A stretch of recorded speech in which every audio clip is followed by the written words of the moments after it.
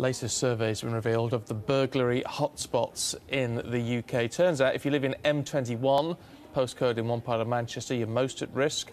12 locations make the top 20 places where people have been burgled. Let's talk through some of the detail with Bob Turney, a reformed burglar. Bob, we've spoken before here on Sky News, but it's worth pointing out, I think, of the circumstances that you packed all that in 30-odd years ago, didn't you? You've been a probation officer and a government advisor on penal reform since, so you've certainly changed your ways a long time ago.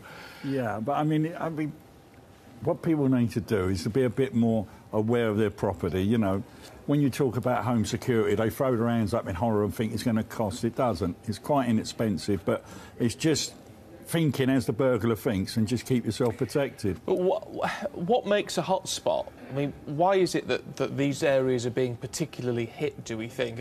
Is that just down to a glut of houses, of properties where people just aren't taking the right precautions? Yeah, and it could be a transient population. We get a lot of people moving around now, don't we? You know, especially, and it could be a transient population, so the burglars are moving around. Yeah, and it's... I mean, it's like anything, they all network, and if they find an area as easy pickings, they will get out to their friends and they will start appearing on that one. But normally, if a burglary happens, normally the person's local because they need to know their escape route and, you know, and they rarely go into an area they wouldn't know. So what simply can you do to prevent this happening? Simple things like make sure you've got good locks and windows on your doors, good locks on your windows, on your doors.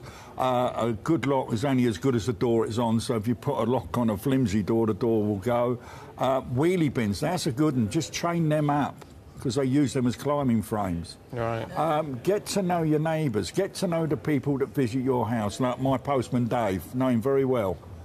And he just keeps an eye on the property.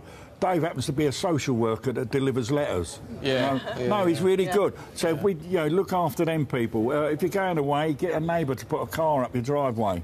You know.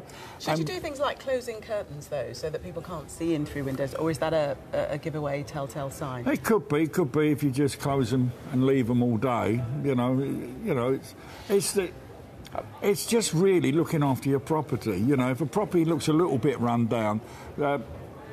The burglar will think that person's not a bit relaxed on their home security and they will try it. See, what's always interesting, and I've been burgled in the past, is and they do say, it's not always what's taken, it's what's left behind. That sort of feeling of distrust in the house and what have you, which is pretty grim. What goes through the mind of a burglar? Do you think about any of that when you're in somebody else's house, or is that just completely irrelevant? No, I mean, I used to dehumanise my victims by turning the photographs of them over. Because I didn't want, I didn't want to realise that what I was stealing was from somebody else. I tried to dehumanise them in my own mind. I was just stealing things for my own needs, rather than, of course, deep down I knew that I was doing wrong. Of course I knew I was doing wrong. It's a strange concept that it does seem to be.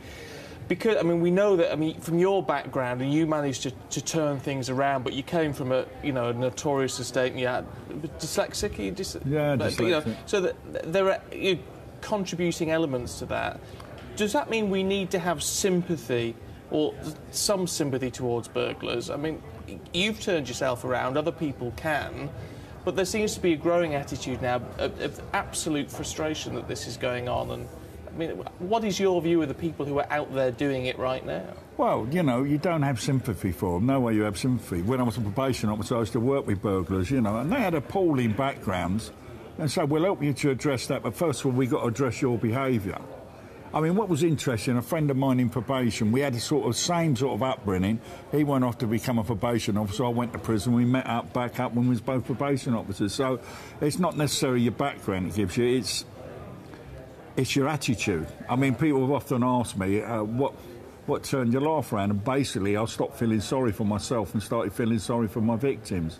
And restorative justice. You present the burglar with a victim, and that really, I mean, if it happened to me in my time, it would have completely changed, and I've stopped my offending stone dead if I realised that, because what they do, they put a human face to a victim. Yeah.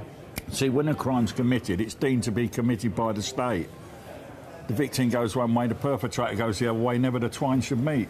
Well, restorative justice is an interesting point for debate. Bob, look, it's really good to talk to you. Thanks very much indeed.